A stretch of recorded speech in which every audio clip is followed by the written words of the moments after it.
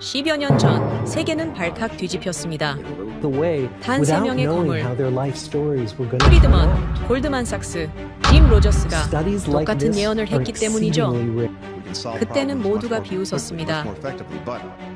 그런데 말입니다. 2025년 한 연구가 충격을 던졌습니다.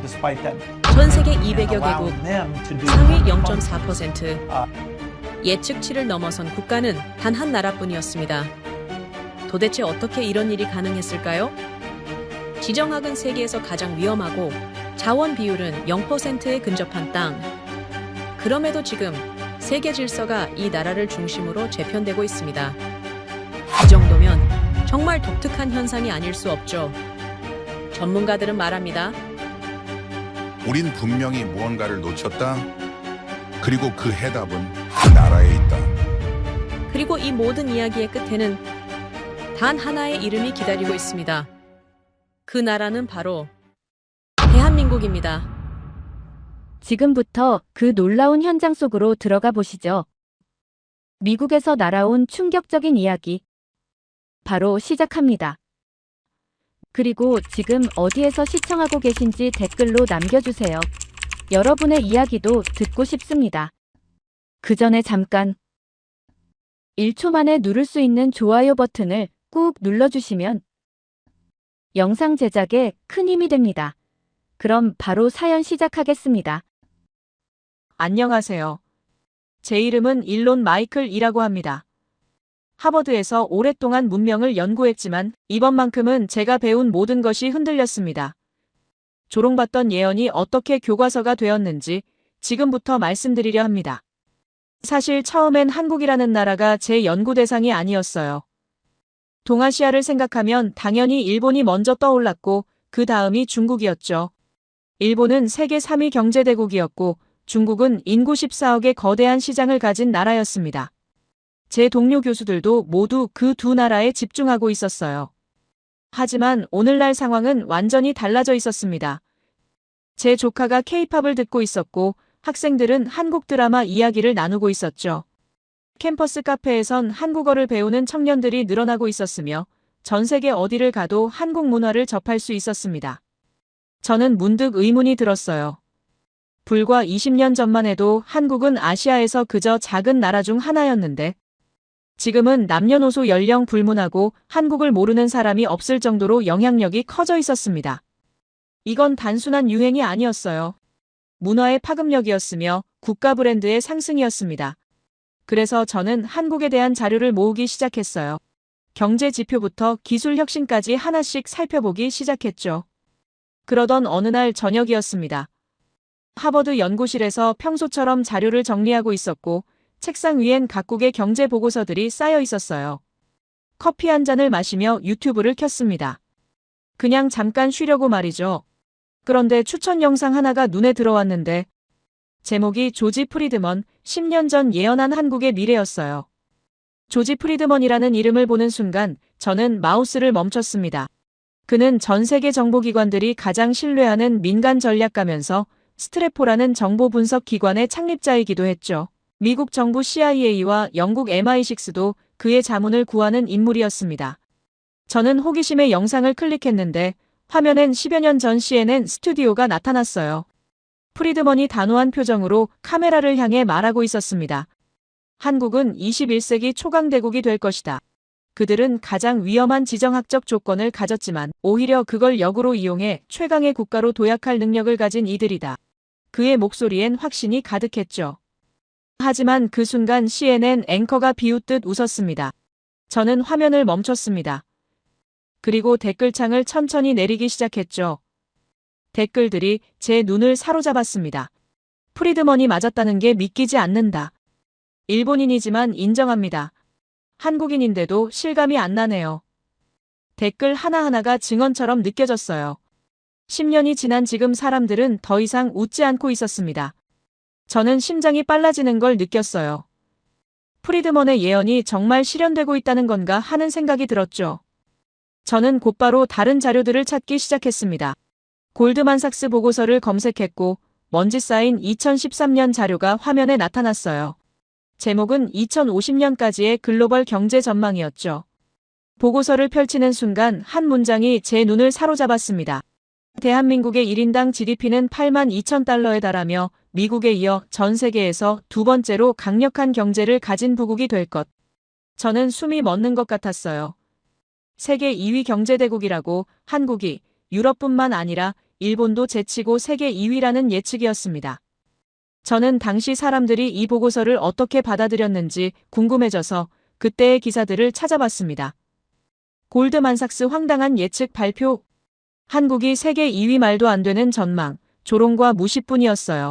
사람들은 골드만삭스마저도 믿지 않았던 겁니다. 세계 최고의 투자 회사가 내놓은 보고서였는데도 말이죠. 그런데 지금은 상황이 달랐습니다. 저는 또 다른 이름을 검색했어요. 짐 로저스, 워런 버핏과 조지 소로스와 함께 세계 3대 전설의 투자자였죠. 그도 비슷한 시기에 이런 전망을 내놓았었습니다.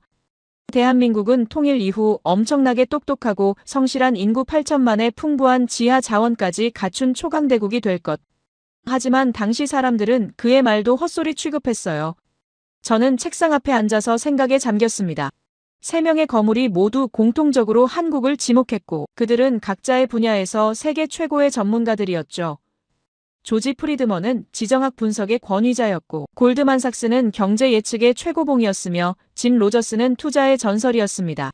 그런데 10여 년 전 당시엔 아무도 그들의 말을 믿지 않았어요. 어쩌면 그들이 본 것은 우리가 보지 못한 무언가였을지도 모른다는 생각이 들었습니다. 데이터 뒤에 숨은 패턴이었고 숫자 너머의 본질이었죠. 저는 최신 자료를 찾기 시작했습니다.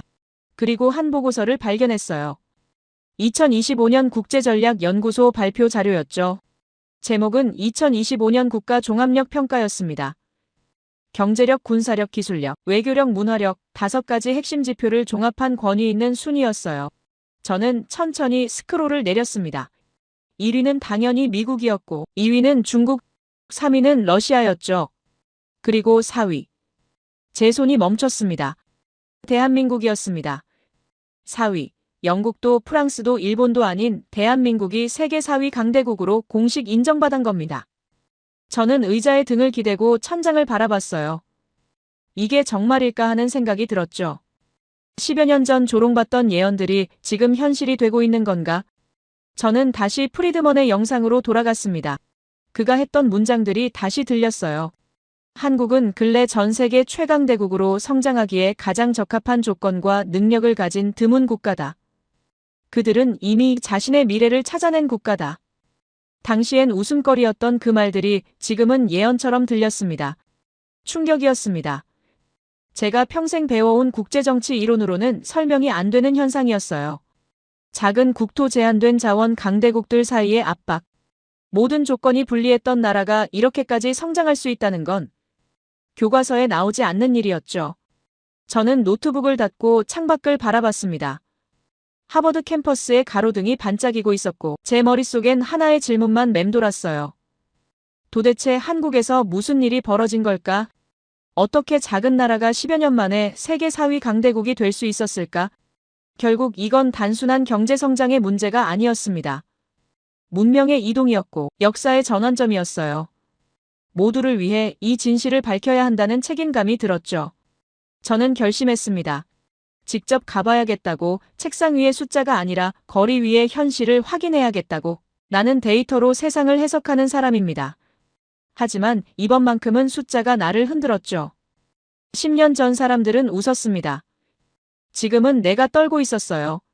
예언은 조롱받았지만 지금은 교과서가 되어 있었습니다.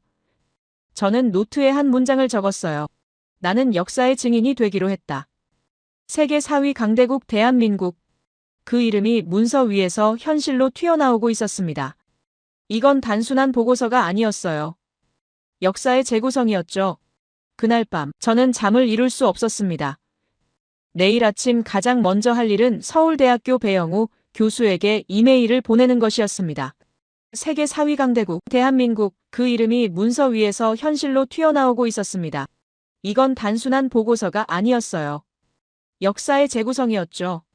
그날 밤 저는 잠을 이룰 수 없었습니다. 내일 아침 가장 먼저 할 일은 서울대학교 배영우 교수에게 이메일을 보내는 것이었습니다. 사실 배영우 교수를 알게 된 건 우연이었어요.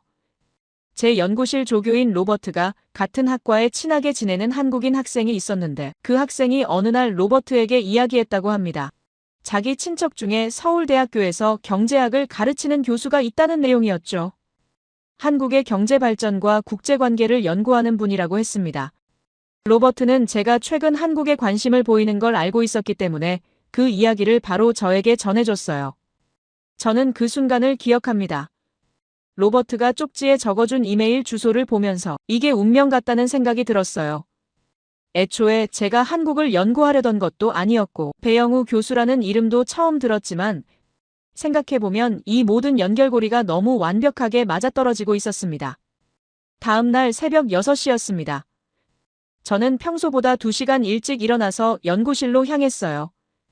캠퍼스는 아직 조용했고 아침 안개가 건물 사이로 흐르고 있었죠. 저는 책상 앞에 앉아서 노트북을 열었습니다. 커서가 깜빡이는 빈 화면을 한참 바라보다가 천천히 타자를 치기 시작했어요. 수신인은 배영우 교수였고 제목은 한국의 미래에 관한 연구 협력 요청이었습니다. 저는 신중하게 문장을 골랐어요. 하버드 대학교에서 국제문명 전략학을 가르치는 일론 마이클이라고 소개했고 10여 년 전 조지 프리드먼과 골드만삭스 그리고 짐 로저스가 한국에 대해 내놓은 예언들이 현실화되고 있다는 내용을 적었습니다. 저는 이 현상의 진실을 직접 확인하고 싶다고 썼어요. 이메일을 쓰면서 저는 망설였습니다. 혹시 제가 미쳤다고 생각하지 않을까 하는 걱정이 들었죠. 세계적인 석학들의 예언을 믿는다는 게 비과학적으로 들리지 않을까 싶었습니다. 하지만 저는 마지막 문장을 적었어요. 제가 미친 것입니까? 아니면 세상이 바뀐 겁니까? 전송 버튼을 누르는 순간 제 심장이 뛰는 소리가 들렸습니다. 저는 커피를 마시며 답장을 기다렸습니다. 한국은 지금 저녁 시간일 테니까 내일쯤 답이 올 거라고 생각했죠. 그런데 놀랍게도 불과 3시간 뒤에 새 메일 알림이 떴습니다. 배영우 교수로부터 온 답장이었어요. 이메일을 열었습니다. 첫 문장부터 제 예상을 뒤엎었죠. 일론 교수님 미친 게 아니라 당신은 깨어난 것이라고 적혀 있었습니다. 데이터는 거짓말하지 않고 숫자는 진실을 말한다는 내용이 이어졌어요. 하지만 한국의 진짜 힘은 숫자가 아닌 사람에게 있다고 했습니다. 직접 보지 않겠느냐고 물으면서 3주간 안내하겠다고 제안했죠. 저는 화면을 보며 숨을 크게 들이쉬었습니다. 배 교수의 답장은 단순한 수락이 아니었어요. 확신이었고 초대였죠. 사람에게 있습니다라는 문장이 제 머릿속에서 계속 맴돌았습니다. 기술도 경제도 아닌 사람이라니? 그게 대체 무슨 의미일까요? 저는 곧바로 답장을 보냈습니다. 꼭 방문하고 싶다고 감사하다는 말을 전했죠. 배 교수의 이메일엔 한 가지 당부가 담겨 있었습니다. 선입견을 내려놓고 오라는 것이었어요. 한국은 책으로 배우는 곳이 아니라 현장에서 느껴야 하는 나라라고 했죠. 저는 잠시 생각에 잠겼습니다. 그의 말이 맞았습니다. 저는 이미 머릿속에 한국에 대한 이미지를 그려놓고 있었습니다. 빠른 발전, 높은 기술력, 효율적인 시스템. 하지만 배 교수의 말은 그게 전부가 아니라고 일깨워주고 있었죠. 과거 제가 연구했던 강대국들이 떠올랐습니다. 영국은 산업혁명으로 세계를 지배했고 미국이었다면 2차례 세계대전을 거치며 패권을 잡았죠. 프랑스는 문화로, 독일은 기술로 각자의 방식으로 강해졌습니다. 그런데 한국은 어떤 방식이었을까요? 그날 오후 동료 교수 제임스가 제 연구실로 찾아왔습니다. 그는 커피 한 잔을 건네며 물어왔어요. 요즘 한국 자료만 보는 것 같던데. 무슨 일이냐고 저는 솔직하게 말했습니다. 한국이 세계 4위 강대국으로 평가받았고 직접 가서 확인하고 싶다고 했죠. 제임스는 코웃음을 쳤습니다. 한국이 영국보다 위라는 게 말이 되느냐고, 과대평가 아니냐는 반응이었죠. 저는 그의 눈을 똑바로 보며 답했습니다. 나도 10년 전까지는 그렇게 생각했다고 말이에요. 제임스가 다시 물어왔습니다.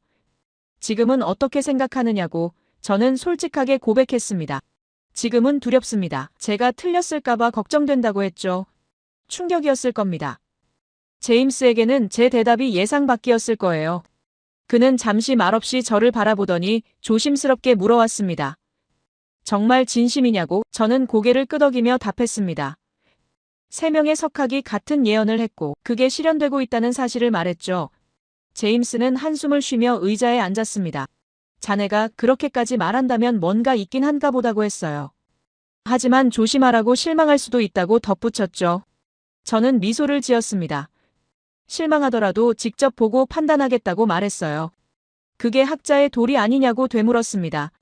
그날 저녁 저는 항공권 예매 사이트를 열었습니다. 보스턴에서 인천까지 직항편을 검색했고 2주일 뒤 출발편을 선택했어요. 결제 버튼을 누르는 순간 제 손이 떨렸습니다. 이건 단순한 출장이 아니었어요. 모험이었고 도전이었죠. 예약 완료 화면이 떴습니다. 인천국제공항 ICN, 그 세 글자가 제 인생을 바꿀 거라는 예감이 들었어요. 저는 노트에 메모했습니다. 25년간 나는 강대국을 연구했다 하지만 이번엔 내가 시험 받는 기분이다. 저는 한국에 대한 자료를 다시 한번 검토하기 시작했습니다. 먼저 경제 지표부터 살펴봤어요. 한국의 1인당 GDP는 이미 일본을 추월한 상태였고 구매력 기준으로는 영국과 거의 동등한 수준이었습니다. 기술 분야를 파헤쳐봤더니 반도체 시장 점유율이 60%였고 특허 출원 건수는 세계 4위였죠. 점진적으로 성장한 게 아니었습니다. 폭발적이었고 상상 그 이상이었어요. 연구개발 투자 비율은 GDP 대비 4.8%로 세계 2위였고 이건 강력하게 미래에 투자하고 있다는 증거였습니다. 이런 상황에서도 한국은 멈추지 않고 계속 앞으로 나아가고 있었죠. 군사력 항목도 예상을 벗어났습니다. 방산 수출액이 지난 3년간 300% 급증했고 2025년 기준 세계 4위 무기 수출국으로 기록되어 있었어요. K-전차 천국 미사일 FA-50 전투기가 유럽과 중동 시장을 장악하고 있다는 내용이었죠. 이건 말도 안 되는 성장 속도였습니다. 문화력은 더 설명할 필요가 없었어요. 넷플릭스에서 한국 콘텐츠가 비영어권 1위를 차지했고 BTS와 블랙핑크가 빌보드를 장악했습니다. 한국 드라마와 영화 K-팝은 전 세계를 이끄는 대중문화의 기준을 바꿔놓았죠. 한국어 학습자가 전 세계적으로 급증하고 있다는 통계도 눈에 띄었습니다. 저는 노트북을 닫고 창밖을 바라봤습니다. 하버드 캠퍼스의 가로등이 반짝이고 있었어요. 제 마음속엔 묘한 감정이 일었습니다. 이건 우연이 아니라는 확신이 들었어요.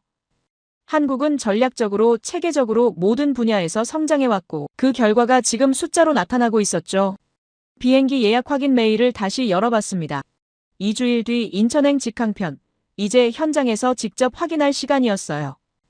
저는 가방을 꺼내서 짐을 싸기 시작했습니다. 노트와 펜, 카메라와 녹음기, 그리고 열린 마음을 준비했죠. 출발 전날 밤이었습니다. 저는 연구실에 홀로 남아서 마지막 점검을 했어요. 책상 위엔 한국에 관한 보고서들이 쌓여 있었고 벽에는 세계 지도가 걸려 있었죠. 저는 지도 위에 한반도를 손가락으로 가리켰습니다. 작은 땅덩어리였지만 그 안에 담긴 이야기는 거대했어요. 비행기 표를 끊는 순간 나는 학자가 아니라 탐험가가 되었습니다. 25년간 문명을 연구했지만 이번엔 문명이 나를 기다리고 있었죠. 다음 날 아침 보스턴 로건 공항에 도착했습니다. 체크인 카운터 앞에 긴 줄이 늘어서 있었고 저는 가방을 끌며 천천히 앞으로 나아갔어요. 인천행 직항편, 14시간의 비행이 시작될 참이었죠. 기내에 앉아서 창밖을 바라봤습니다. 보스턴의 스카이라인이 점점 작아지고 있었어요. 저는 비행 중에 노트를 펼쳤습니다. 지난 2년 전 일본 출장 때 메모가 눈에 들어왔어요. 도쿄 나리타 공항에서 와이파이를 연결하는 데만 30분이 걸렸고 영어 안내판을 찾기가 어려웠다는 내용이었죠. 택시기사와 대화하려 했지만 의사소통이 거의 불가능했던 기억이 떠올랐습니다. 호텔 체크인할 때도 영어가 통하지 않아서 손짓 발짓으로 설명해야 했어요. 10시간이 넘게 지나고 기내 방송이 흘러나왔습니다. 곧 인천국제공항에 착륙한다는 안내였죠. 한국에 도착한 첫 순간 무언가 다른 공기를 느꼈습니다. 공항 내부는 밝았고 깨끗했죠. 안내판은 한글과 영어가 동시에 표기되어 있었고 어디로 가야 할지 한눈에 알 수 있었습니다. 자동 입국 심사대로 향했습니다. 여권을 스캔하고 지문을 찍었더니 불과 30초 만에 통과됐어요. 저는 시계를 확인했습니다. 비행기에서 내려서 입국 심사를 마치기까지 겨우 8분이 걸렸죠. 도쿄에서는 1시간 넘게 줄을 서야 했던 기억이 떠올랐습니다. 짐을 찾으러 갔습니다. 컨베이어 벨트가 이미 돌고 있었고 제 가방이 나오기까지 채 5분도 걸리지 않았어요. 저는 놀라움을 감추지 못했습니다. 이 속도는 뭐죠? 모든 게 마치 정밀하게 설계된 기계처럼 작동하고 있었습니다. 공항 로비로 나왔습니다. 저는 스마트폰을 꺼냈어요. 무료 와이파이를 검색했더니 즉시 연결됐습니다. 속도를 테스트해봤죠. 500메가가 넘었습니다. 도쿄에서는 와이파이 비밀번호를 찾느라 30분을 헤맸는데 여긴 3초 만에 해결됐어요. 저는 문자를 보냈습니다. 배영우 교수에게 도착했다고 알렸죠. 답장이 즉시 왔습니다. 도착 게이트 앞에서 기다리고 있다고 했어요. 저는 주변을 둘러봤습니다. 수백 명이 동시에 움직이고 있었지만 질서가 자연스럽게 흘렀습니다. 명령이 아닌 습관처럼 느껴졌죠. 도착 게이트를 나서자 한 남성이 손을 들어 저를 반겼습니다. 배영우 교수였어요. 40대 중반으로 보이는 그는 깔끔한 인상이었고 정장 차림에 안경을 쓰고 있었습니다. 그가 다가오며 유창한 영어로 말했어요. 악수를 나누며 저는 답했습니다. 공항 시스템이 인상적이었다고 입국 심사가 너무 빨라서 놀랐다고 말했죠. 배 교수는 미소를 지었습니다. 이건 시작에 불과하다고 했어요. 우리는 택시를 탔습니다. 기사님은 목적지를 듣더니 내비게이션을 켰어요. 배 교수가 통역해줄 필요도 없었습니다. 기사님이 간단한 영어로 환영한다고 말했죠. 저는 차창 밖을 바라봤습니다. 인천에서 서울로 향하는 고속도로가 펼쳐져 있었어요. 도로는 깨끗했고 차들은 질서정연하게 움직였습니다. 신호를 지키는 모습이 자연스러웠고 차선 변경도 부드러웠어요. 배 교수가 말했습니다. 일론 교수님, 한국은 조용히 진화했습니다. 큰 소리 내지 않고 묵묵히 변화해 왔죠. 저는 그의 말을 곱씹었습니다. 조용한 진화. 정말 그랬습니다. 한국은 세계에 자랑하지 않고 스스로를 발전시켜 온 거죠. 배영우 교수의 첫말이 아직도 기억납니다. 한국은 조용히 진화했습니다. 호텔에 도착했습니다. 서울 시내 한복판에 위치한 깔끔한 비즈니스 호텔이었어요. 체크인을 마치고 방으로 올라갔습니다. 창밖으로 서울의 야경이 펼쳐져 있었죠. 고층 빌딩들 사이로 불빛이 반짝이고 있었고 도로 위로 차들이 흐르고 있었습니다. 짐을 풀고 샤워를 했습니다. 시계를 보니 밤 10시였어요. 시차 적응도 할 겸 밖으로 나가보기로 했습니다. 호텔 프런트에 나가보니 1층에 편의점이 있었죠. 저는 호기심에 들어가 봤습니다. 편의점 문을 열고 들어섰습니다. 24시간 영업이라는 표시가 붙어 있었어요. 내부는 밝았고 정돈되어 있었습니다. 도시락부터 음료수까지 삼각김밥부터 라면까지 없는 게 없었죠. 저는 바나나 우유 1개와 삼각김밥 2개를 집었습니다. 계산대로 갔습니다. 직원이 미소를 지으며 인사했어요. 신용카드를 내밀자 바로 결제가 됐습니다. 간단한 영어로 감사하다는 인사를 건넸죠. 저는 편의점을 나와서 거리를 걸었습니다. 밤 10시, 가을바람이 선선하게 불어왔습니다. 산책하기 딱 좋은 날씨였어요. 저는 천천히 걸으며 주변을 관찰했습니다. 거리는 밝았고 사람들이 여전히 오가고 있었죠. 놀라운 건 여성들이 혼자 걷고 있다는 것이었습니다.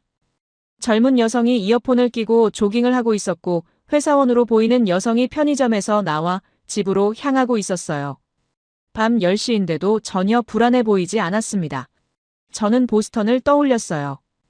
밤 10시에 혼자 거리를 걷는 건 상상하기 어려운 일이었죠. 이게 한국의 치안이구나. 저는 생각했습니다. 숫자로 측정되는 게 아니라 사람들의 표정으로 느껴지는 거였어요.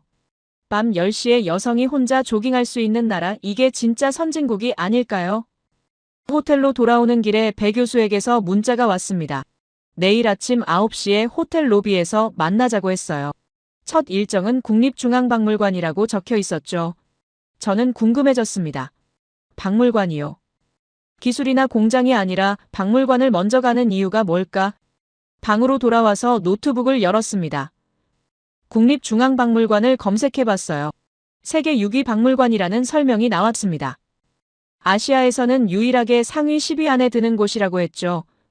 소장 유물이 150만 점이고 작년 방문객이 418만 명이라는 통계가 보였습니다. 저는 놀랐습니다. 세계 6위요. 루브르나 대형 박물관 수준이라는 건가요? 배 교수가 왜 박물관을 첫 일정으로 잡았는지 이해가 가기 시작했어요. 한국의 기술을 보기 전에 한국의 뿌리를 먼저 보여주려는 거구나. 저는 노트에 메모했습니다. 그들의 효율성은 차가운 기계가 아니라 따뜻한 시스템이었다.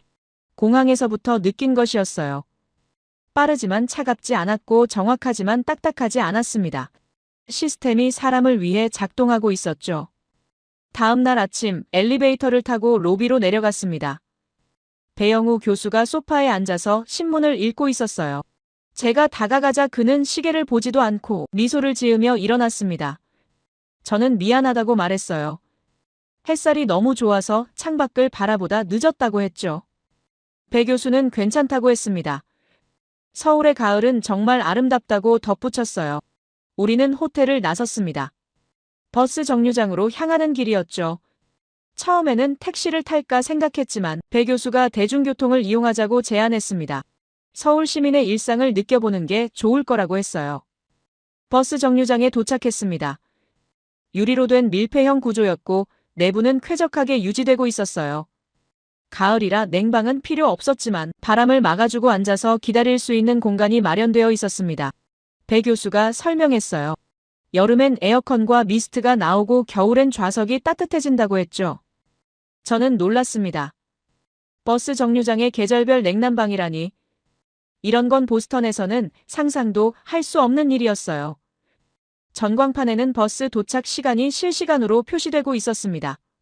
버스를 타고 내려서 배 교수를 따라 지하로 내려갔어요. 역 내부는 밝았고 안내판이 한글과 영어로 동시에 표기되어 있었습니다.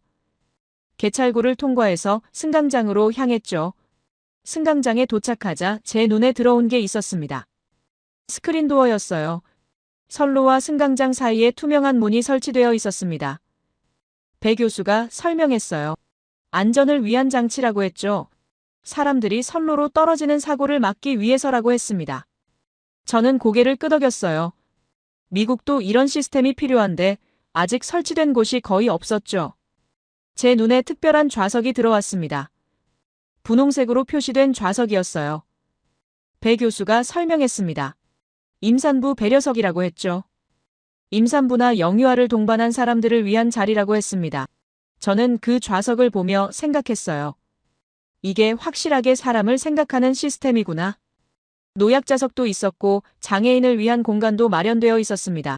모든 게 약자를 배려하도록 설계되어 있었어요. 저는 보스턴 지하철을 떠올렸습니다. 오래된 시스템에 스크린도어도 없고 배려석도 명확하지 않았죠. 일본은 깨끗하지만 영어 안내가 부족했고 한국은 둘 다 갖추고 있었습니다. 열차가 출발했습니다. 부드럽고 조용했어요. 배 교수가 말했습니다. 곧 도착할 거라고. 국립중앙박물관은 지하철역과 바로 연결되어 있다고 했죠. 저는 창밖을 바라봤습니다. 지하철 터널을 지나가는 동안 저는 생각했어요. 이 나라는 정말 사람을 중심에 두고 있구나. 역에 도착했습니다. 우리는 내려서 박물관으로 향하는 통로를 걸었어요. 통로는 넓었고 깨끗했습니다. 안내판이 곳곳에 설치되어 있어서 길을 잃을 염려가 없었죠. 에스컬레이터를 타고 올라가자 거대한 건물이 눈앞에 나타났습니다. 국립중앙박물관이었어요. 현대적인 건축 양식과 전통적인 요소가 조화를 이루고 있었고 이 규모는 예상을 뛰어넘었어요. 배 교수가 말했습니다. 세계 6위 박물관이라고 말하면서 아시아에서는 오직 이곳만 상위 10위 안에 든다고 했죠. 입구로 들어갔습니다. 로비는 밝았고 천장이 높았어요. 자연광이 쏟아져 들어오고 있었고 사람들이 조용히 움직이고 있었습니다. 배 교수가 티켓을 끊었어요. 상설 전시는 무료라고 했습니다. 저는 놀랐어요. 이렇게 큰 박물관이 무료라니. 우리는 전시실로 향했습니다. 첫 번째로 들어간 곳은 선사시대 전시실이었어요. 큐레이터가 친절하게 맞이했고 전시 배치가 체계적이었습니다. 시대별로 정리되어 있었고 각 유물마다 한글과 영어 설명이 병기되어 있었죠. 저는 천천히 걸으며 유물들을 관찰했습니다. 청동기 시대의 도구들이 전시되어 있었고 고대 토기들이 유리 케이스 안에 보관되어 있었어요. 설명이 쏙쏙 들어왔습니다. 간결하면서도 핵심을 담고 있었죠. 저는 메모를 하기 시작했어요. 다음 전시실로 이동했습니다. 삼국시대관이었어요. 그곳에서 저는 멈춰 섰습니다. 금관이 눈앞에 있었죠. 신라 금관이었습니다. 1500년 전 작품이라고 적혀 있었어요. 저는 숨을 멈췄습니다. 정교함이 역대급이었어요. 금관의 세밀한 장식들을 보며 저는 생각했습니다. 1500년 전에 이렇게 정교한 기술이 있었다니. 현미경도 없던 시대에 이런 작품을 만들어낸 장인들의 손길이 느껴졌어요. 배 교수가 옆에서 말했습니다. 우리 조상들은 그때부터 디테일을 추구했다고 했죠. 저는 고개를 끄덕였습니다. 이제는 이해가 가기 시작했어요. 삼성의 3나노 공정이 우연이 아니라는 것이 1500년 전 금관을 만들던 그 정교함이 지금의 반도체를 만들고 있었던 거죠. 금관의 정교함 앞에서 나는 삼성 반도체가 떠올랐습니다. 다음은 고려시대 전시실이었습니다. 청자가 진열되어 있었어요. 고려 청자의 푸른 빛은 독특했습니다. 배 교수가 설명했어요. 중국도 재현 못한 색이라고 비추색이라고 부르는 이 색깔은 고려만의 비법이었다고 했죠. 저는 청자를 보며 메모했습니다. 완벽주의는 유전자에 각인되어 있다고 1500년 전장인들이 만든 청자가 지금의 K전차를 만들었다. 기술의 연속성이 보였어요. 과거가 현재를 만들고 있었습니다. 곧이어 한글 전시관으로 이동했습니다. 세종대왕이 창제한 훈민정음이 전시되어 있었어요. 배 교수가 설명했습니다. 1443년에 만들어진 과학적 문자체계라고 누구나 하루 만에 배울 수 있도록 설계되었다고 했죠. 저는 한글 자음과 모음을 살펴봤습니다. 체계적이었고 논리적이었어요. 발음 기관의 모양을 본떠 만들었다는 설명을 읽었습니다. 저는 감탄했어요. 500년 전에 이런 과학적 사고가 있었다니, 이게 지금 한국의 빠른 교육과 연결된다는 걸 깨달았죠. 저는 노트를 펼쳤습니다. 오늘 본 것들을 정리하기 시작했어요. 금관의 정교함, 청자의 완벽한 색깔, 한글의 과학성, 모든 게 하나로 연결되고 있었습니다. 이건 우연이 아니라 필연이었어요. 배 교수가 말했습니다. 일론 교수님, 작년에만 418만 명이 이곳을 다녀갔다고. 저는 놀랐어요. 그렇게 한참을 관람을 하고 우리는 다시 지하철을 탔습니다. 호텔로 돌아가는 길이었어요. 저는 창밖을 보며 생각했습니다. 한국의 기술은 우연이 아니라 필연이었다. 금관을 만들던 정교함이 반도체를 만들고 거북선을 만들던 혁신이 무기를 만들고 있었죠. 호텔 방으로 돌아왔습니다. 침대에 앉아서 노트를 펼쳤어요. 오늘 본 것들을 정리했습니다. 다음 날 아침 저는 일찍 일어나서 준비를 마치고 로비로 내려갔습니다. 배영우 교수가 이미 기다리고 있었고 오늘은 특별한 일정이라며 미소를 지었어요. 수원에 있는 삼성 반도체 단지와 경기도 방산 전시관을 방문할 예정이라고 했죠. 저는 기대감에 가슴이 두근거렸습니다. 어제 본 5000년 역사가 오늘 어떤 기술로 구현되는지 확인하게 될 테니까요. 우리는 택시를 타고 수원으로 향했습니다. 서울에서 수원까지는 1시간 정도 걸렸고 차창 밖으로 경기도의 풍경이 펼쳐졌어요. 고층 빌딩들이 점점 줄어들고 공단 지역이 나타나기 시작했죠. 배 교수가 말했습니다. 곧 도착할 거라고. 이곳이 한국 반도체 산업의 심장이라고 했어요. 거대한 건물들이 보이기 시작했습니다. 삼성 반도체 공장이었어요. 규모가 상상을 초월했습니다. 축구장 수십 개를 합친 것보다 더 큰 건물들이 줄지어 서 있었고 주차장에는 수천 대의 차량이 빼곡히 들어차 있었죠. 배 교수가 설명했어요. 이곳에서만 수만 명이 일하고 있다고 했습니다. 우리는 방문자 센터로 향했습니다. 외부인은 공장 내부로 직접 들어갈 수 없었기 때문에 전시관과 자료실에서 설명을 듣기로 했어요. 보안이 철저했습니다. 신분증을 제시하고 방문 목적을 밝혀야 했죠. 배 교수가 사전에 예약을 해놨기 때문에 우리는 특별 자료실로 안내받을 수 있었습니다. 자료실에 들어섰습니다. 벽면 가득 대형 스크린이 설치되어 있었고 중앙에는 회의 테이블이 놓여 있었어요. 삼성 측 안내 담당자가 우리를 맞이했고 배 교수가 통역을 해주기로 했죠. 스크린에 영상이 재생되기 시작했습니다. 반도체 제조 공정을 보여주는 영상이었어요. 처음에는 모래에서 시작한다는 설명이 나왔습니다. 규소를 추출해서 웨이퍼를 만든다고 했어요. 그 웨이퍼 위에 회로를 새기는 과정이 화면에 나타났죠.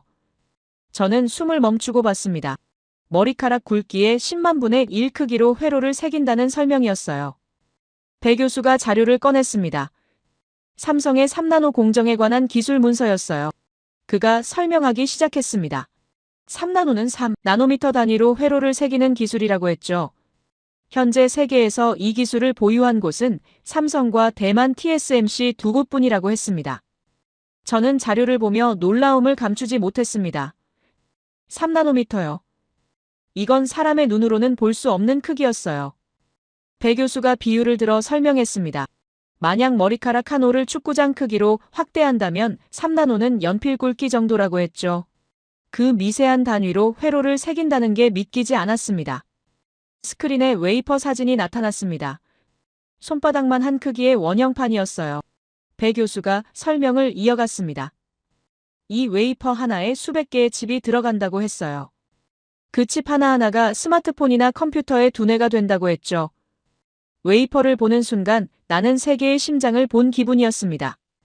안내 담당자가 생산량에 대해 설명했습니다. 배 교수가 통역해줬어요. 이 공장에서 생산되는 반도체가 전 세계 메모리 반도체 시장의 60%를 차지한다고 했습니다. 디램은 거의 독과점 수준이라고 했죠. 저는 고개를 끄덕이며 메모했습니다. 세계 경제가 이곳에 의존하고 있다는 뜻이었어요. 배 교수가 또 다른 자료를 보여줬습니다. 연구개발 투자 현황이었어요. 삼성은 매년 수십조 원을 연구개발에 투자하고 있다고 했습니다. 이건 한국 GDP의 4.8%에 해당하는 규모라고 했죠. 이제는 이해가 갔습니다. 기술 격차를 벌리기 위한 투자였고 미래를 준비하는 전략이었어요. 저는 배 교수에게 물어봤습니다. 어떻게 이런 기술을 개발할 수 있었느냐고. 배 교수가 웃으며 답했어요. 어제 본 금관을 기억하시냐고 물었습니다. 1500년 전장인들의 정교함이 지금의 반도체를 만들고 있다고 했죠. 완벽을 추구하는 DNA가 대를 이어 전해져 온 거라고 설명했습니다. 간단한 점심 식사 이후에 경기도 방산 전시관으로 이동했습니다. 수원에서 차로 30분 정도 걸렸어요. 거대한 전시장 건물이 나타났고 입구에는 태극기가 펄럭이고 있었습니다. 배 교수가 말했습니다. 한국의 또 다른 자랑이라고 이곳에서 한국이 만든 무기들을 볼 수 있다고 했죠. 전시장 안으로 들어섰습니다. 중앙에는 K2 흑표 전차가 위용을 자랑하고 있었고 한쪽 벽면에는 천공 방공 미사일 시스템이 실물 크기로 전시되어 있었습니다. 저는 K2 전차 앞에 섰습니다. 거대했고 강력해 보였어요. 안내판을 읽어봤습니다. 현재 폴란드에 수백 대가 수출되었고 유럽 최강의 지상 무기로 평가받고 있다고 적혀 있었죠. 배 교수가 덧붙여 설명했습니다. 루마니아와 노르웨이도 도입을 추진 중이라고 했어요.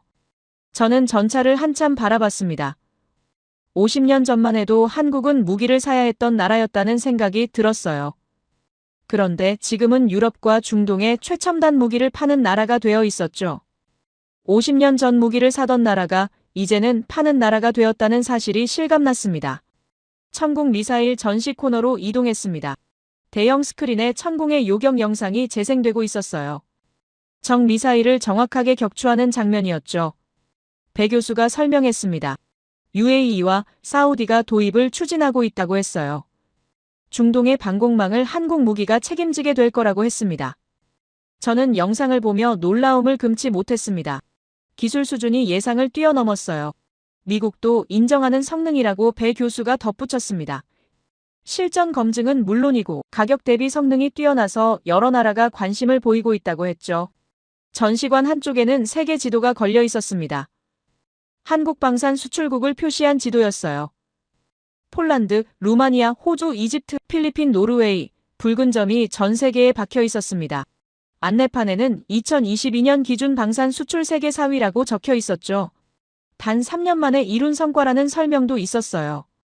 저는 지도를 보며 감탄했습니다. 영국과 프랑스가 수백 년간 쌓아온 방산 시장을 한국이 불과 10년 만에 따라잡았다는 게 믿기지 않았어요. 어떤 분야에서는 이미 앞질렀다는 생각이 들었죠. 이런 건 단순한 기술력만으로는 불가능한 일이었습니다. 안내 직원이 우리에게 다가왔습니다. 배 교수가 제 신분을 밝혔고 직원은 더 자세한 설명을 해주겠다고 했어요. 그가 말했습니다. 한국 무기가 잘 팔리는 이유는 성능도 성능이지만 우리는 약속을 지키기 때문이라고 했죠. 납기, 품질, 애프터 서비스까지 모든 걸 책임진다고 했습니다. 저는 그 말에 고개를 끄덕였습니다. 신뢰가 곧 국력입니다라는 그 한마디가 마음에 깊이 새겨졌어요. 기술만으로는 부족하다는 걸 알았죠. 신뢰가 있어야 했고 한국은 그 둘을 모두 가지고 있었습니다. 그들은 말 대신 증명으로 신뢰를 쌓고 있었다는 확신이 들었어요. 전시관 출구 쪽에는 영상실이 있었습니다. 우리는 들어가서 앉았어요. 스크린에는 한국 방산의 역사를 담은 다큐멘터리가 재생되고 있었죠. 1950년대 아무것도 없던 시절부터 시작해서 지금의 세계 4위 수출국이 되기까지의 과정이 담겨 있었습니다. 영상을 보며 저는 목이 메었습니다. 생각보다 훨씬 더 깊이 와닿았어요. 이건 단순한 산업의 성장이 아니었습니다. 생존을 위한 몸부림이었고 자립을 향한 여정이었죠. 전쟁의 폐허에서 시작해 이제는 다른 나라를 지켜주는 무기를 만들고 있다는 게 감동적이었어요. 영상이 끝나고 우리는 밖으로 나왔습니다. 저녁 햇살이 전시관 건물을 비추고 있었어요. 배 교수가 물어왔습니다. 어떠냐고 저는 답했습니다. 예상보다 훨씬 더 감동적이었다고 기술뿐 아니라 의지를 봤다고 말했죠. 배 교수가 미소를 지었습니다. 내일은 한국의 문화를 보러 간다고 했어요. 청계천과 광화문을 방문할 예정이라고 했죠. 저는 기대가 됐습니다. 기술과 무기를 봤으니 이제 문화를 볼 차례였어요. 택시를 타고 호텔로 돌아오는 길이었습니다. 저는 차창 밖을 보며 오늘 하루를 되돌아봤어요. 그날 밤 저는 처음으로 한국인이 부러웠습니다. 자신의 나라가 세계를 이끌고 있다는 자부심을 가질 수 있다는 것이 부러웠어요. 한국은 조용히 그러나 확실하게 세계의 중심이 되고 있었다는 확신이 들었습니다. 다음 날 배 교수님은 한국의 문화를 경험할 날이라고 청계천과 광화문을 방문할 거라고 했죠. 저는 설렘을 느꼈습니다. 기술과 무기를 봤으니 이제 한국의 부드러운 힘을 볼 차례였어요. 그는 오늘은 좀 더 편하게 걸어다니며 서울의 일상을 느껴보자고 제안했어요. 우리는 지하철을 타고 청계천역으로 향했습니다. 주말 아침에 지하철은 평일보다 한산했고 가족 단위 승객들이 눈에 띄었죠. 청계천역에서 내려 계단을 올라가니 넓은 광장이 나타났습니다. 그리고 그곳에서 저는 믿을 수 없는 광경을 마주했어요. 도심 한복판인데 맑은 물이 흐르는 하천이 있었습니다. 고층 빌딩들 사이로 자연이 살아 숨쉬고 있었죠. 저는 하천가로 다가갔습니다. 물소리가 들렸고 작은 물고기들이 헤엄치고 있었어요. 그런데 놀라운 광경이 펼쳐졌습니다. 도심 한복판의 하천에서 백로 한 마리가 우아하게 날아가고 있었습니다. 저는 숨을 멈췄어요. 이게 가능한 일인가요? 배 교수가 옆에서 설명했습니다. 청계천은 복원된 하천이라고 했어요. 과거에는 복개되어 고가도로가 있던 곳인데 20여 년 전 철거하고 하천을 되살렸다고 했죠. 생태계가 돌아오고 시민들의 휴식 공간이 되었다고 설명했습니다. 저는 믿을 수 없다는 표정으로 물었습니다. 도심 한복판에서 고가도로를 철거했다고요. 배 교수가 고개를 끄덕였어요. 교통보다 시민의 삶의 질을 선택한 결정이었다고 했습니다. 처음엔 반대가 많았지만 지금은 서울의 상징이 되었다고 했죠. 우리는 청계천을 따라 천천히 걸었습니다. 하천 양옆으로 산책로가 조성되어 있었고 사람들이 여유롭게 걷고 있었어요. 어떤 이는 책을 읽고 있었고 어떤 이는 벤치에 앉아 물을 바라보고 있었죠. 아이들이 물가에서 뛰어놀고 있었고 연인들이 손을 잡고 걷고 있었습니다. 우리는 청계천을 벗어나 광화문 광장으로 향했습니다. 해질 무렵의 광장은 사람들로 북적였어요. 가족 단위 방문객들이 있었고 외국인 관광객들도 많이 보였죠. 광장 중앙에는 세종대왕 동상이 우뚝 서 있었고 그 뒤로 경복궁이 보였습니다. 그런데 제 눈에 특별한 광경이 들어왔습니다. 광장 한복판에서 한 무리의 외국인들이 K-팝 댄스를 추고 있었어요. 스마트폰으로 음악을 틀어놓고 서로 동작을 가르쳐주며 웃고 있었죠. 지나가던 한국인들도 멈춰서서 박수를 쳐주고 있었습니다. 배 교수가 말했습니다. 교수님 아시나요? 지금 전 세계에서 한국어를 배우는 사람이 1,000만 명이 넘는다고 했어요. 대학에서 한국어 과정을 개설하는 곳이 급증하고 있고 한국어 등록시험 응시자도 해마다 늘고 있다고 했죠. 저는 감탄했습니다. 한국어는 이제 세계가 배우는 언어였다는 사실이 놀라웠어요. 강요가 아닌 매력으로, 전쟁이 아닌 문화로 세계를 움직이고 있었습니다. 이게 진짜 힘이구나 하는 생각이 들었죠. 카페를 나와서 다시 광장을 걸었습니다. 밤이 되자 경복궁이 조명을 받아 빛나고 있었어요. 전통 건축물과 현대 도시가 조화를 이루는 풍경이 아름다웠습니다. 저는 멈춰서서 그 광경을 사진에 담았어요. 배 교수가 조용히 말했습니다. 일론 교수님, 한국은 세 가지 힘으로 세계를 정복했다고 했어요. 반도체로, 경제를, 방산으로, 안보를, 그리고 문화로 마음을 얻었다고 했죠. 저는 고개를 끄덕였습니다. 정확한 분석이었어요. 우리는 벤치에 앉았습니다. 광장을 가로지르는 사람들을 바라보며 저는 생각했어요. 청계천의 백로처럼 한국은 도심 속에서도 자연과 조화를 이루고 있었고, 광화문 광장의 젊은이들처럼 전 세계를 하나로 묶고 있었죠. 다음 날 아침 저는 긴장감을 느끼며 일어났습니다. 오늘은 한국으로 오기 전 배 교수와 약속을 한 그날이었거든요. 서울대학교에서 강연을 하는 날이었고, 제가 일주일간 보고 느낀 모든 것을 학생들 앞에서 이야기해야 했어요. 배영우 교수에게서 문자가 왔습니다. 오전 10시에 강연장에서 만나자고 했죠. 저는 노트를 챙기고 호텔을 나섰습니다. 택시를 타고 서울대학교로 향했습니다. 강연장에 도착했습니다. 200명을 수용할 수 있는 큰 공간이었고, 이미 학생들이 자리를 채우고 있었어요. 배 교수가 저를 맞이했고 무대 뒤 대기실로 안내했죠. 그가 말했습니다.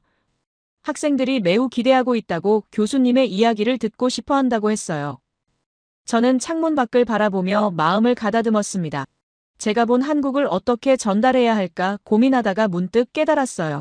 그냥 진실을 말하면 된다고, 제가 느낀 그대로를 이야기하면 된다고 생각했죠. 시간이 되어 무대로 올라갔습니다.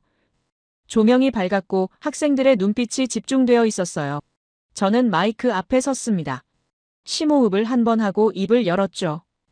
저는 학생들에게 말했습니다. 10여 년 전 3명의 거물이 같은 예언을 했다고 설명하기 시작했어요. 처음에는 저도 믿지 않았다고 고백했습니다. 작은 나라 한국이 영국과 프랑스와 일본을 제치고 세계 4위라는 게 말이 되느냐고 의심했다고 솔직하게 말했어요.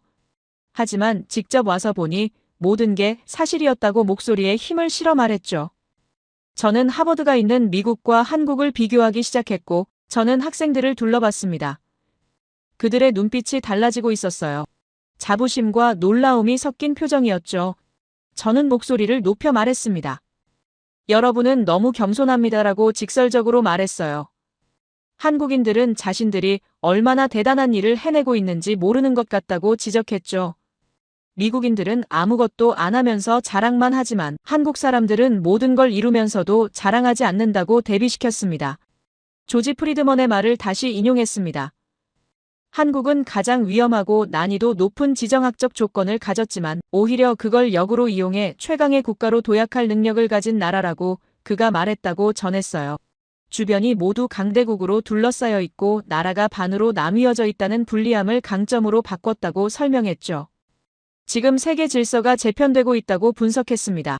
미국 중심의 70년 질서가 흔들리고 있고 일본은 천천히 몰락하고 있으며 중국도 성장세가 꺾였다고 냉정하게 평가했어요.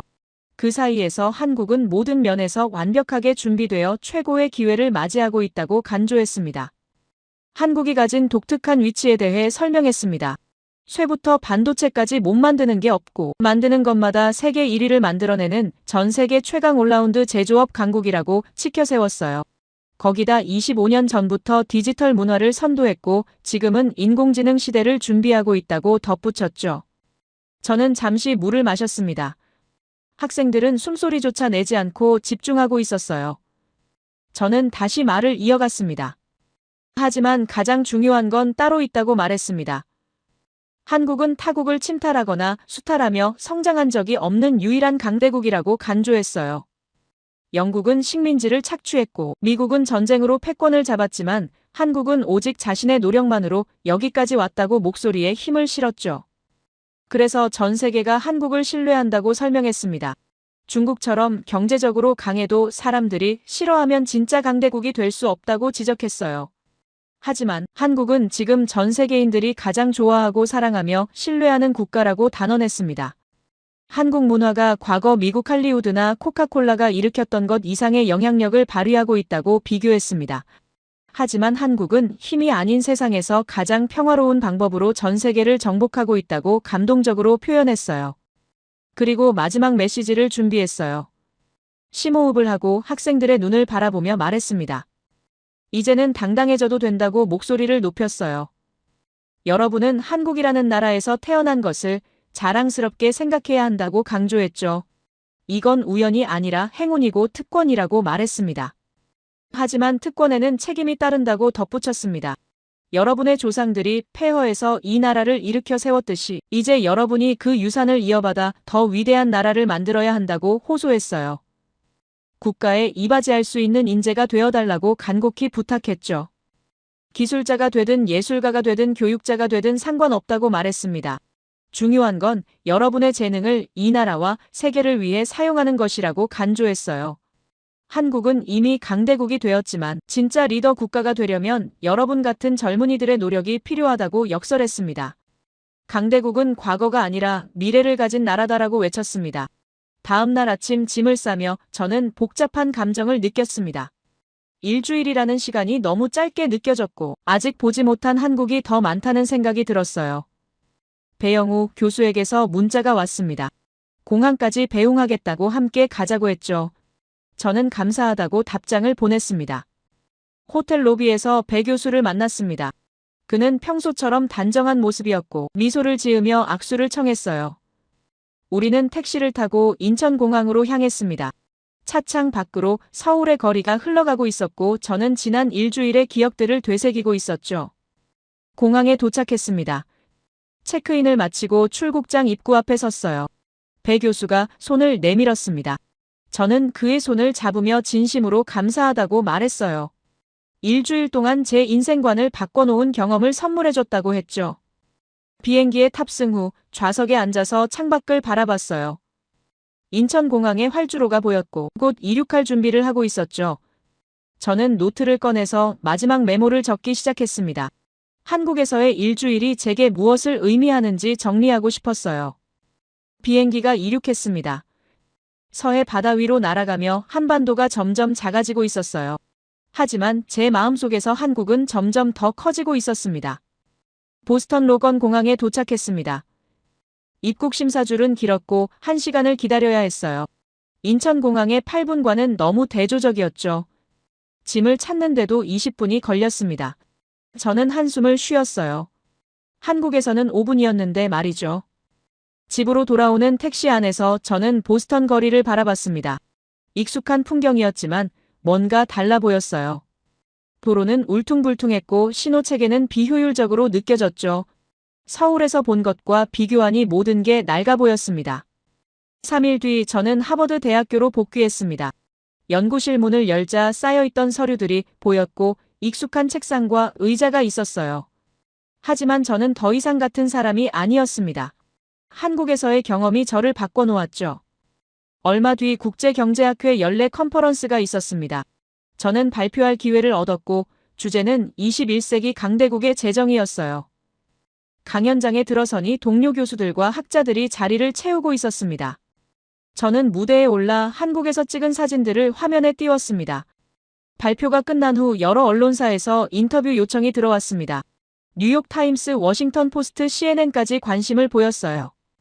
저는 모든 인터뷰에서 같은 메시지를 전했습니다. 한국은 우리가 배워야 할 모델이라고, 세계 4위 강대국은 과장이 아니라 사실이라고 간조했죠. CNN 인터뷰에서 기자가 물었습니다. 정말 한국이 미국을 넘어섰다고 생각하느냐고 저는 망설임 없이 답했어요. 어떤 면에서는 훨씬 앞서 있다고 단언했습니다.